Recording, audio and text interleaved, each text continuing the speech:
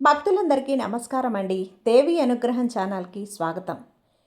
దుర్గాదేవి యొక్క ఆశీస్సులు మనందరిపై ఉండాలి అని చెప్పి మనస్ఫూర్తిగా అమ్మవారిని కోరుకుంటూ ఈరోజు దుర్గమ్మ చెప్పేటువంటి సందేశం ఏంటి అనేది వినే ముందుగా మన ఛానల్ కనుక మొదటగా చూస్తూ ఉన్నట్లయితే ప్లీజ్ సబ్స్క్రైబ్ చేసుకోండి ఫ్రెండ్స్. అలాగే లైక్ చేసి కొంచెం సపోర్ట్ చేయండి. ఇక వీడియోలోకి వచ్చేస్తే బిడ్డ, ఈరోజు ఒక విషయం తెలుసుకుంటే కనుక నిజంగా నీ మనసు చాలా బాధపడుతుందమ్మా. ఎందుకు అంటే ఈ విషయం తెలుసుకుంటే మరి ఇంత ఘోరంగా అనిపిస్తుంది. ఎందుకంటే ఒక ఆడ మనిషి నీ మీద పడి ఎప్పుడు కూడా ఏడుస్తూనే ఉంటుంది. ఆమె ఎవరో తెలిస్తే నువ్వు నిజంగా బాధపడతావు, అసహ్యించుకుంటావు. ఇంతలా ఇన్ని రోజులు నాకు దగ్గరగా ఉన్న వ్యక్తి నన్ను ఈ విధంగా అనుకుంటుందా, నాకు దగ్గరగా ఉన్న వ్యక్తే నన్ను నాశనం చేయాలని చూస్తుందా అని చెప్పి నీలో నువ్వే కుమిలిపోతావు, దూరం చేసేస్తావు. నువ్వు నీ జీవితంలో పైకి ఎదగలేకపోవటానికి, ఎక్కడ పనులు ఎక్కడ ఆగిపోవటానికి, నీకు మనశ్శాంతి లేకుండా పోవటానికి అన్నీ కూడా నీ ముందు వరకు వచ్చి పక్కకు జరిగిపోవటానికి కారణం కూడా ఈ ఆడమనిషి వల్లే. ఈమె వల్లే, ఈమె ఏడుపు వల్లే. ఈమె ఇంకా నీ జీవితంలో నువ్వు కొనసాగించి స్నేహం చేసావు అంటే నీ జీవితంలో ఏది కూడా నువ్వు అందుకోలేవు, సాధించలేవు, ఏది కూడా చేయలేవు. అన్నీ కూడా అడ్డంకులే, అవరోధాలే. అలాంటి ఏడుపు అనమాట ఆ ఆడమనిషి ఏడుపు నీ మీద పడుతోంది. అంతటి భయంకరమైన ఏడుపు నీ మీద పడుతోంది. ముందు ఆ ఆడమనిషి ఎవరో కనిపెట్టాలి, ఆమె పని పట్టాలి, ఆమెను నీ జీవితం నుంచి తరిం కొట్టేయాలి. అప్పుడే నీ పనులన్నీ కూడా చక్కగా అవుతాయి. లేకపోతే నువ్వు చాలా కష్టాలు పడాల్సి ఉంటుందమ్మా. అంతకు రెట్టింపు నువ్వు పడాల్సి ఉంటుంది. జాగ్రత్త. ఎన్ని పనులు చేస్తున్నా సరే అవన్నీ పక్కన పెట్టేసి నువ్వు ఈ ఆడమనిషి ఎవరు అనేది ఈరోజు తెలుసుకునే ప్రయత్నం చేసి దుర్గమ్మను నమ్మి మరి ఈ సందేశం నువ్వు విన్నావు అంటే కనుక ఆడమనిషి ఎవరు అనేది నీకు పూర్తిగా తెలిసిపోతుంది. అలా తెలియగానే ఆ ఆడమనిషి నీ మీద ఎందుకు ఏడుస్తుందో నీకు అర్థమవుతుంది. ఇక్కడ నీ వ్యక్తిత్వం ఎలా ఉంటుంది అంటే ఎవ్వరికీ కూడా తగ్గని ఒక వ్యక్తిత్వం, నాయకత్వ లక్షణాలు కలిగినటువంటి ఒక వ్యక్తిత్వం. నీ ఉనికిని స్పష్టంగా చూపిస్తావు. అలాగే ధైర్యం, విశ్వాసం నీ ప్రధాన లక్షణాల్లో ఒకటి.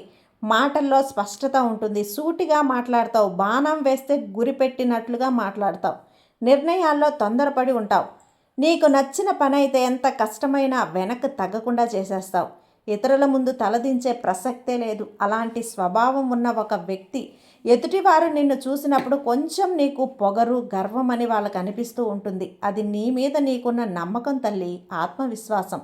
నిజానికి అది నీ ఆత్మగౌరవం అంతే. నిజాయితీకి ఎక్కువ విలువనిస్తావు చూడు. మోసము, అబద్ధము అసలు నీకు నచ్చదని చెప్పాలి. ఎందుకంటే ఎవరైనా నీ మీద నమ్మకం పెట్టుకున్నారు అంటే ప్రాణం పెట్టి మరీ కాపాడుకుంటావు వాళ్ళని. అదే నమ్మకాన్ని దెబ్బతింటే మాత్రం పూర్తిగా దూరం అయిపోతావు. నీకు పేరు, ప్రతిష్టలు చాలా ముఖ్యం తల్లి. పేరు చెడగొట్టకూడదని ఎంతో తాపత్రయపడుతున్నావు చూడు. మంచిగా నడుచుకోవాలి అని అనుకుంటావు. అయితే నీకు గౌరవం రావాలి, గుర్తింపు రావాలి అని కోరుకుంటావు. ఏ పని చేసినా అది ప్రత్యేకంగా ఉండాలనే నువ్వు ఉంటావు. ఇక్కడ చాలా దయగల మనస్తత్వం బిడ్డ నీది. నీ దగ్గర ఇతరులతో పంచుకోవటానికి ఏమాత్రం కూడా నువ్వు వెనకాడవు. అవసరంలో ఉన్న వారిని చూసి సహాయం చేయాలనిపిస్తుంది. నీ మంచితనాన్ని ఎవరైనా దుర్వినియోగం చేస్తే మాత్రం తీవ్రంగా నువ్వు బాధపడతావు. భావోద్వేగాలు బయట ఎక్కువగా చూపించకపోయినా సరే లోపల చాలా సున్నితమైన మనసమ్మా నీది. ప్రేమలో పడితే మాత్రం చాలా ప్రేమకి అంకితమైపోతూ ఉంటావు. వారిని రక్షించడానికి ఎంతటి త్యాగమైనా సరే సిద్ధపడతావు. కానీ గౌరవం లేకుండా ప్రవర్తిస్తే ఎక్కడ ఎవరినైనా సరే నువ్వు అస్సలు వాళ్ళని మెచ్చుకోవు కాదు కదా, వాళ్ళతో విమర్శలు కఠినంగా చేస్తావు. లోపల నుంచి కూడా బాధపడతావు. జీవితంలో పైకి రావాలనే తపన నీకు ఉంటుంది. పెద్ద లక్ష్యాలు పెట్టుకొని ఉంటావు. కొన్నిసార్లు తొందరపాటు నిర్ణయాల వల్ల ఇంకా ఇబ్బందులు పడిన అనుభవంతో కూడా బలంగా మారుతావు. అయితే ఇక్కడ నువ్వు చేయాల్సింది ఏంటి అంటే జాగ్రత్తగా వినాలి. దానికి బదులుగా నువ్వు ఏదో ఒకటి చెల్లించు తల్లి. అలాగే ఎవరి దగ్గరైనా ఏ చిన్న వస్తువైనా ఉచితంగా తీసుకోవద్దు. దానికి బదులు నువ్వు ఏదో ఒకటి చెల్లించు. ఏ విధంగా అయినా సరే ఏదో ఒకటి బదులు ఇవ్వడానికి నీ జీవితానికి సంబంధించిన లేదా శాశ్వత అలవాటుగా మార్చుకో. హామీలు లేదా వాగ్దానాలు చేసే ముందు జాగ్రత్తగా ఆలోచించుకో. ఆ వాగ్దానాలు నేను నెరవేర్చగలను అని నువ్వు ఆలోచించిన తర్వాతే ఆ వాగ్దానాలు అనేటివి విఫలమైతే చాలా ఇబ్బందులు పడతావు.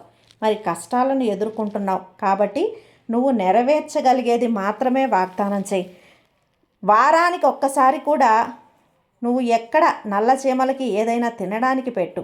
జీవితంలో ఉన్న ఏడుపులు, నరదిష్టి, నరఘోష అన్నీ తొలగిపోతాయి. అన్ని పనులు చక్కగా మొదలవుతాయి.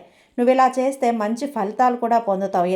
ఎందుకంటే ఈ దుర్గమ్మకి ప్రాణులంటే చాలా ఇష్టం అమ్మ. వాటికి తినడానికి తిండి, తాగడానికి నీళ్లు ఇచ్చినప్పుడు సాక్షాత్తు ఈ దుర్గమ్మ తల్లి స్వీకరించినట్లే ఆనందంతో ఉప్పొంగిపోతుంది. ఇక్కడ ఏ పని కోసమైనా నువ్వు వెళ్ళేటప్పుడు కాస్తంత తీపి చేసుకో నోరు. అద్భుతంగా నీ పని తీయగా ముందుకు సాగిపోతుంది. ఇక ఒకదాని దశలో ఆర్థికంగానో లేదా సామాజికంగానో ఎదగలేక ఇబ్బందిలో పడిపోతూ ఉన్నావు కదా, దీనికి గల ప్రధాన కారణం ఏంటో తెలుసా బిడ్డ?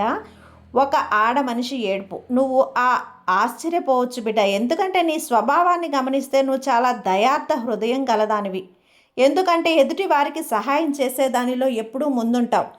కానీ నువ్వు చేసే అతిపెద్ద పొరపాటు ఏంటో తెలుసా? నీ వ్యక్తిగత విషయాలు, నీ సంతోషాన్ని అందరితో పంచుకోవటం. ఇక్కడ ఎవరైనా సరే మంచి జరిగితే ఆ విషయాన్ని 10 మందికి చెప్పి సంతోషపడతారు.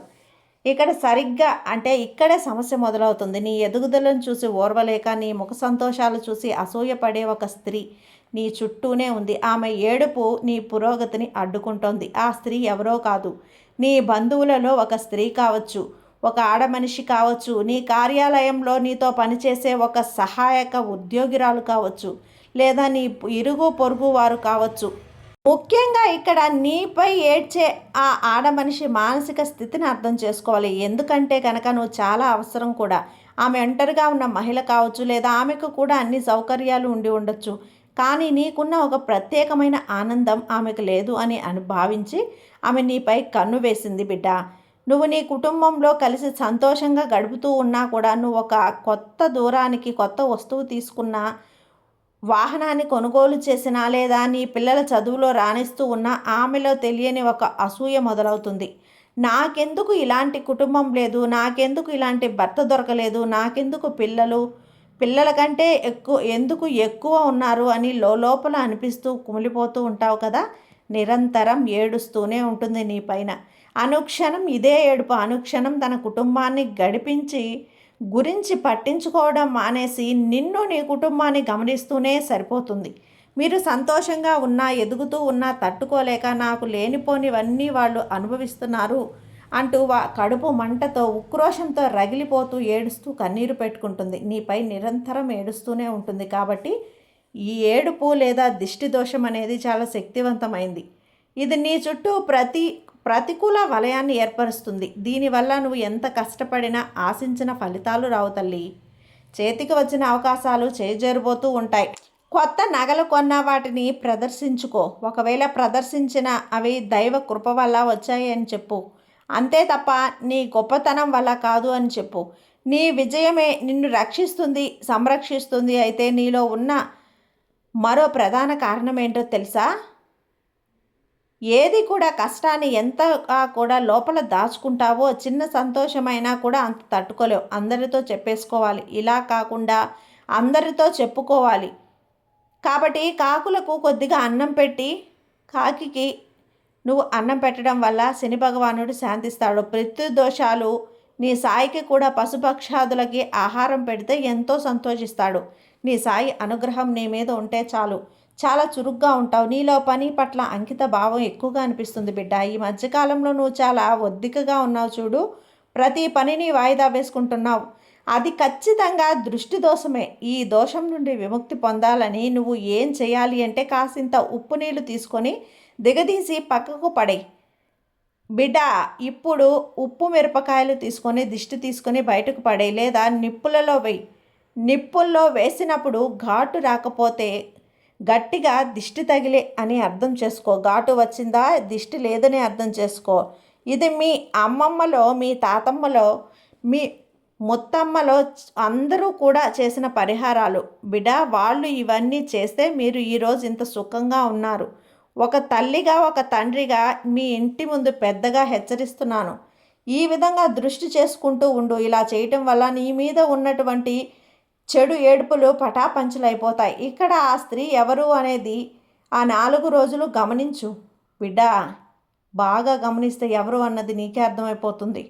నీకు ఎంతోమంది మాట్లాడుతూ ఉంటారు. ఎవరు దీని గురించి చెడు ప్రచారం చేస్తున్నారో, ఎవరు నీతో ఉండేటప్పుడు మనసు తృప్తిగా మాట్లాడుతున్నారో, లేదా నువ్వు ఉన్నావా లేవా అన్నది బయట పెట్టేసి ఆ ఒక్కటి మాట్లాడుతున్నావు కదా. నీతో సంతోషాన్ని పంచుకునేటప్పుడు సంతోషంగా ఉన్నారా, లోపల ఒకటి బయటకు ఒకటి మాట్లాడుతున్నారా గమనించు. లేదా నీకు ఇప్పటికే అర్థమైపోయి ఉంటుంది ఆ స్త్రీ ఎవరు అని. నీతోనే ఉండాలి అనిపిస్తుంది.